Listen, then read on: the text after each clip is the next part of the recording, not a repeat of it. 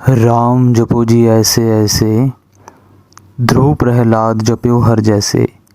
दीन दयाल परोसे तेरे, सब परिवार चढ़ाया बेड़े रहाओ। जात इस पावे ता हुक्म मनावे, इस बेड़े को पार लंघावे।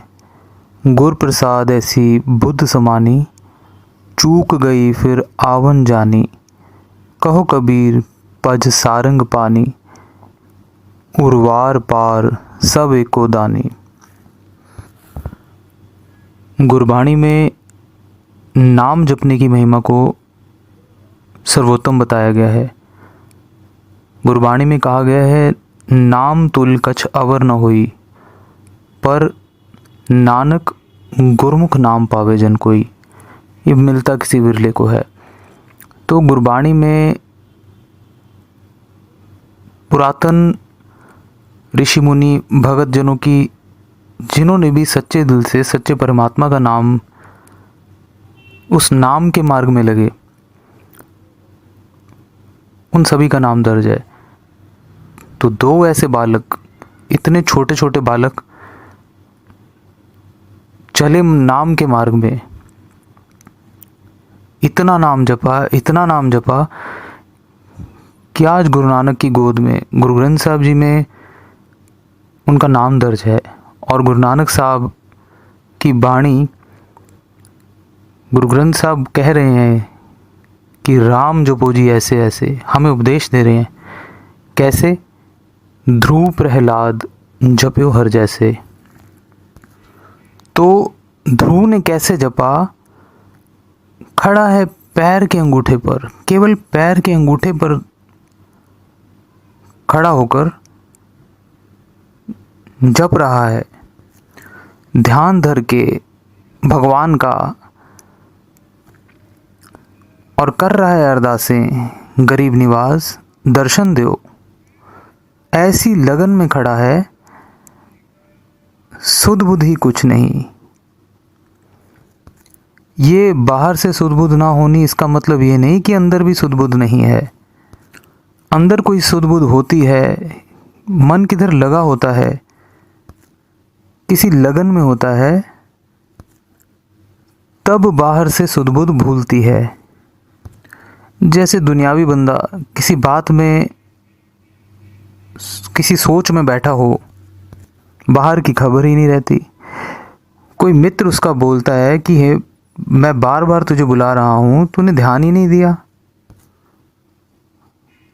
तो वो कोई सो थोड़ी रहा था।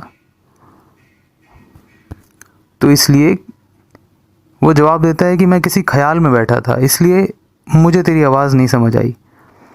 तो कोई ख्याल था ना अंदर, जिस ख्याल ने बाकी ख्यालों को, बाकी ख्यालों से दिमाग को हटा दिया। मतलब किसी एक ख्याल ने बाकी सब ख्याल भुला दिए।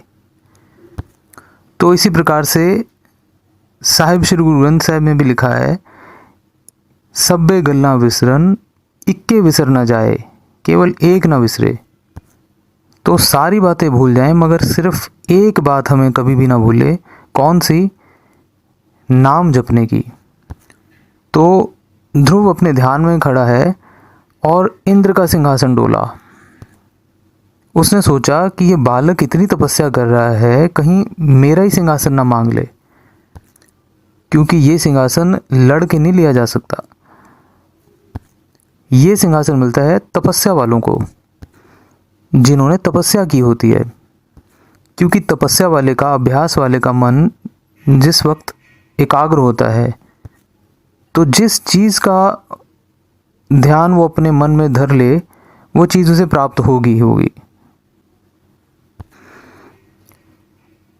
गुरु साहब भी कहते हैं, साई वस्त प्राप्त हुई, जित सेती मन लाया।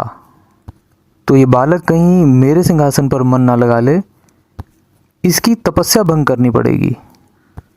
तो इंद्र ने अप्सराओं को हुक्म दिया कि जाओ नाच करो, नृत्य करो।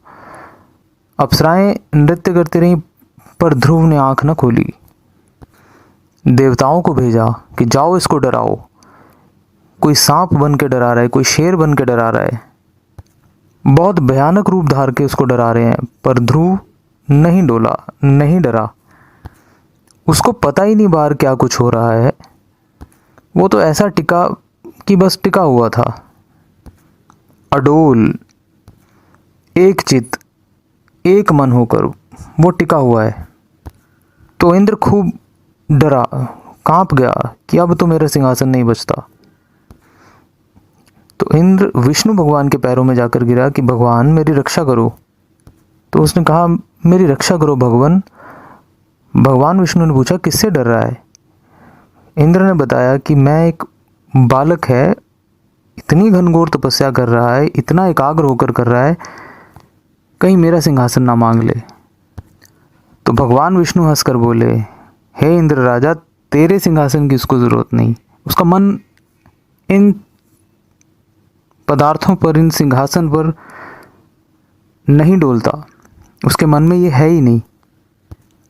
वो तपस्या तेरे सिंहासन के लिए नहीं कर रहा, वो तपस्या मेरे दर्शनों के लिए कर रहा है। तो इसलिए मैं जा रहा हूँ, उसको दर्शन देने जा रहा हूँ।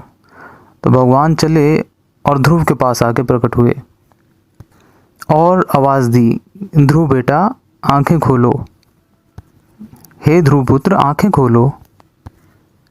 जो इच्छा तू हृदय में धार के बैठा हुआ है वो तेरी इच्छा आज पूरी हुई, आंखें खोलो।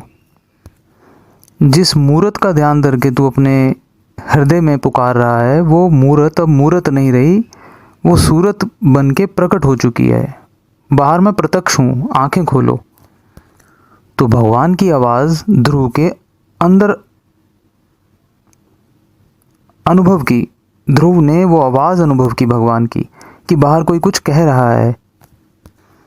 तो ध्रुव ने थोड़ा सा ध्यान बाहर लगाकर देखा कि क्या कह रहा है कोई। बाहर खड़े भगवान उसको बोलने लगे, हे ध्रुव, मैं भगवान विष्णु, मैं भगवान हूँ, बाहर खड़ा हूँ, जिसके दर्शनों के लिए तू तपस्या कर रहा है, आंखें खोलो। जिसके दीदार की तू इच्छा लेकर ये तपस्या कर रहा है, एक बार आंखें तो खोल, मैं बाहर खड़ा हूँ। तो ध्रुव ने कमाल का उत्तर दिया कि मैं जानता हूँ कि भजन बंदगी में, ध्यान अभ्यास में बहुत सारी उपाधियाँ आती हैं, तू भी कोई उपाधि ही होगा। कितनी लगन है, कितनी ज़्यादा लगन है, कमाल की बात है। भगवान खुद कह रहे हैं कि मैं आकर आ गया हूँ, दर्शन कर ले। वो लगन वाला इतनी लगन से तपस्या, इतनी लगन से ध्यान मग्न होकर अपना काम कर रहा है कि भगवान के दर्शनों को भी वो सोच रहा है कि कोई उपाधि है। सोचिए कितना गहरा ध्यान, कितनी डीप मेडिटेशन, जिसे भगवान भी हिला नहीं पाए। तो भगवान ने पहली बार बोला, दूसरी बार बोला, तीसरी बार बोला, पर ध्रुव ने इनकार कर दिया। ध्रुव ने आंखें ही नहीं खोली, जवाब देना ही बंद कर दिया। कितने कमाल की बात है, इतनी साधना से प्रेम। तो भगवान फिर बाहर ही नहीं खड़े रहे।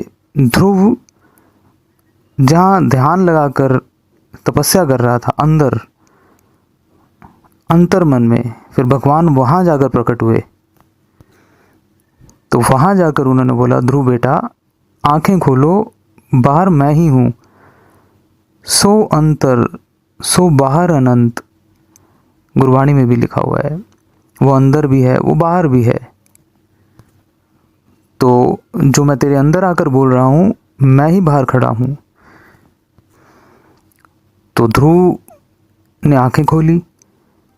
तो जैसे ही ध्रुव ने आंखें खोली, दर्शन किए, निहाल हो गया, कृतार्थ हो गया, चरणों को लिपट गया और बोला। तो भगवान ने कहा, मांगो बेटा, क्या मांगते हो? तो ध्रुव ने बोला, अटल पदवी, मुझे अटल पदवी चाहिए। क्योंकि तपस्या करने से पहले यही मन में इच्छा धार के बैठा था कि तपस्या पूर्ण हुई तो मैं अटल पदवी मांगूंगा। सब कोई तो टलने वाली पदवी, सब कोई टल जाता है, पर मुझे ऐसी पदवी चाहिए जो अटल हो, सदा के लिए स्थिर हो जाए। तो मांग ली अटल पदवी। भगवान ने भी फिर कहा, बहुत अच्छा ध्रुव, तथास्तु। तुझे अटल पदवी दी। तो पल में ही ध्रुव को एक ख्याल आ गया कि अटल पदवी है क्या। उसने कहा, भगवान ये अटल पदवी आखिर है क्या, और तू कौन है और मैं कौन हूँ। बहुत अजब संसा था ये। ध्रुव ने कहा कि तू कौन है देने वाला और मैं कौन हूँ मांगने वाला, और ये अटल पदवी है क्या। तो भगवान विष्णु ने कहा, ध्रुव तेरे इस संशय का हल करने का मुझे अधिकार नहीं है, क्योंकि तेरा संशय जो है वो त्रिगुणातीत है, त्रिगुणातीत, और मैं त्रिगुण सपुन्हा, मैं त्रिगुण में आता हूँ, और तेरा ये संशय तीनों गुणों से बाहर का है। तो इसलिए तेरी इस बात का जवाब मैं नहीं दे सकता। तो ध्रुव फिर रोने लग गया कि अब ये उत्तर मैं किससे लूँ। तो भगवान विष्णु ने कहा, बेटा रो नहीं, तेरा ये संशय दूर करेगा दत्तात्रेय। तुझे उस महापुरुष का, दत्तात्रेय का मिलाप होगा, तो वह बताएगा तेरे को कि ये अटल पदवी आखिर है क्या, और मैं कौन हूँ तथा तू कौन है। ये सब संशय तेरे वो महापुरुष दत्तात्रेय दूर करेगा। क्योंकि ध्रुव को समझ आ गई थी कि मैंने अटल पदवी मांगने के बाद भी भगवान में अभेद नहीं हुआ, उसमें अभेद नहीं हुआ। बहुत बड़ी कमी है ये मेरे में, भगवान में लीन नहीं हो पाया। अभी भी अलग बैठा हूँ, तो अभी भी अलग हूँ भगवान से। मुझे तो बड़ी चीज़ मांगनी चाहिए थी। तो अब मेरा ये संशय कैसे दूर होगा, कौन दूर करेगा, और ये निर्णय कौन करेगा कि जो मैंने अटल पदवी, ये जो चीज़ मैंने मांग ली है, ये बड़ी है या फिर इससे भी बड़ी कोई चीज़ है। तो जब दत्तात्रेय उनको मिले तो ध्रुव ने ये सब पूछा उनसे। तो दत्तात्रेय जी ने बोला, ध्रुव इतनी तपस्या करके तूने कुछ भी नहीं मांगा, कुछ भी नहीं मांगा। ध्रुव तू तो अभी भी कंगाल ही रह गया। तपस्या तो तूने बहुत की, पर तेरा संशय अभी भी हल नहीं हुआ, तेरा मकसद अभी भी हल नहीं हुआ। तूने अपनी तरफ से तो अटल पदवी सबसे बड़ी चीज़ जान कर मांग ली, पर ध्रुव तूने अभी भी कुछ नहीं मांगा, कुछ भी नहीं मांगा। तू अभी भी जुदा बैठा है, उस भगवान से जुदा है, अभी भी उसमें लीन नहीं हो पाया। तू ऐसा नहीं हो पाया, नानक लीन भयो गोविंद संग, ज्यों पानी संग पानी। तो उस समय ध्रुव बहुत रोया कि हाय, मैंने कुछ भी नहीं मांगा। इतनी तपस्या की, भगवान को भी प्रत्यक्ष कर लिया, पर मांगते वक्त ये क्या मेरे दिमाग पर पर्दा पड़ गया, और मैंने कुछ भी नहीं मांगा, केवल ये अटल पदवी मांग ली। होए निमाणा भगत कर, गुरमुख त्रु हर दर्शन पाया। भगवान विष्णु का दर्शन पाया। भगत वचल होए पेटिया, मान निमाणे आप गवाया। मात लोक विच मुक्त कर, नेचल वास आकाश चढ़ाया। तो सारे तारे घूमते हैं, पर ध्रुव का तारा हमेशा वहीं रहता है, वो अटल हो गया। तो ये वाचक है इस चीज़ का कि अटल पदवी क्या है, ना टलने वाली जगह, ना टलने वाला स्थान, कि मुझे वहाँ बिठाओ जहाँ पे जो जगह टले नहीं। चंद सूरज 33 करोड़, पर दखना चौफेर फिर आया। सूरज और चंद्रमा 33 करोड़, ये तारामंडल, ये सारा ध्रुव के आसपास चक्कर लगाता है, पर ध्रुव अटल बैठा है। ध्रुव बिल्कुल अटल बैठा है, अडोल बैठा है, उसे कोई नहीं टाल सकता। ध्रुव अटल अजहू न टरे, चंद सूरज 33 करोड़, पर दखना चौफेर फिर आया। वेद पुराण बखान दे, प्रगट कर प्रताप जनाया। पर ध्रुव अभी भी अलग बैठा है, जुदा बैठा है, भगवान से जुदा बैठा है।